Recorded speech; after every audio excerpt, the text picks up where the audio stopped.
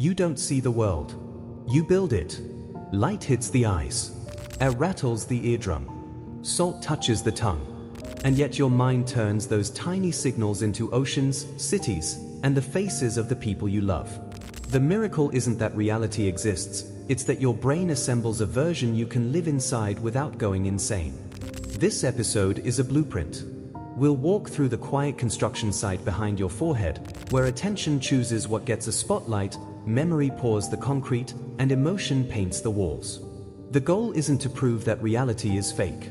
It's to understand why experience feels so real, and why two people can stand in the same storm and tell completely different stories about the rain.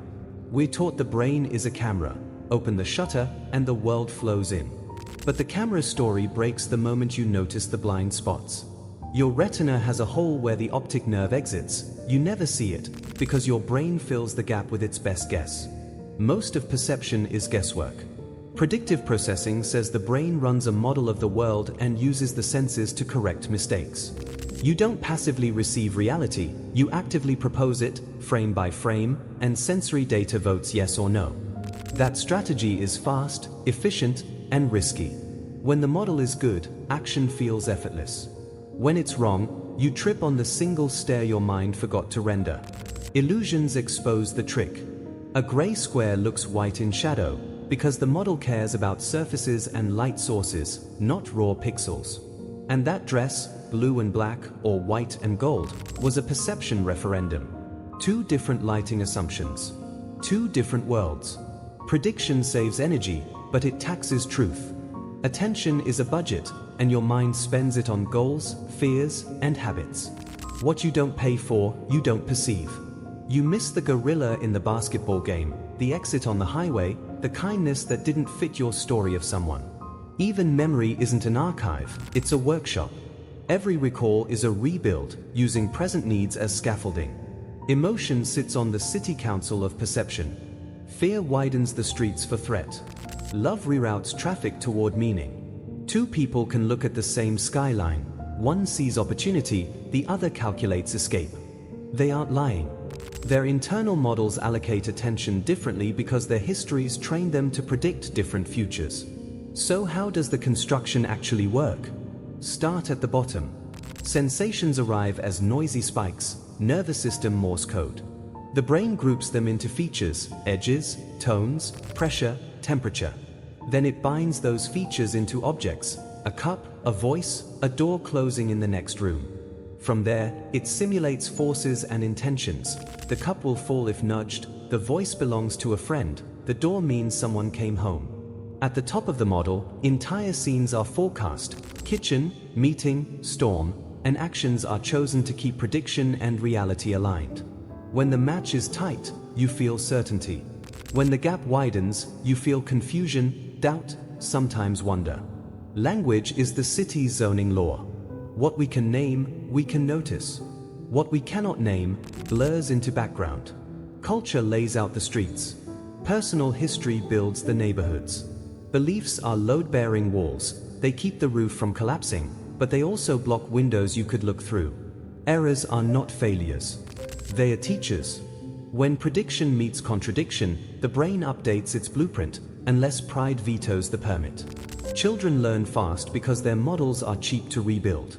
Adults defend sunk cost. It's expensive to admit you've been living in the wrong floor plan. But the moments you remember, the life pivots, came when the map cracked and light leaked in. A new corridor appeared. You walked down it trembling and found a door you didn't know you were allowed to open. Every genuine insight is a building permit granted after a painful inspection. If you want to change your life, change the model that builds it. You can't command your senses, but you can train attention. You can widen the budget. Curiosity is the mind's urban renewal program. Meditation teaches you to watch thoughts without renting them apartments. Art installs windows in concrete walls. Science is the engineering department. Community is the building code. Does this mean reality is just a hallucination we agree on? Not quite. The world pushes back. Gravity doesn't care about predictions. But what pushes back reaches us only through constructed experience. We are co-authors. The universe provides the alphabet. The mind writes the sentences. That's why time feels faster in repetition and slower in wonder. Novelty forces expansion. Or is cognitive dilation, the walls slide apart and the room grows larger. Travel resets lives. Grief distorts distance. Love makes colors unbearable. The architecture bends space. A single message changes the skyline. A diagnosis redraws the horizon. We inhabit meanings more than molecules. Stand quietly in a room you know well. Close your eyes.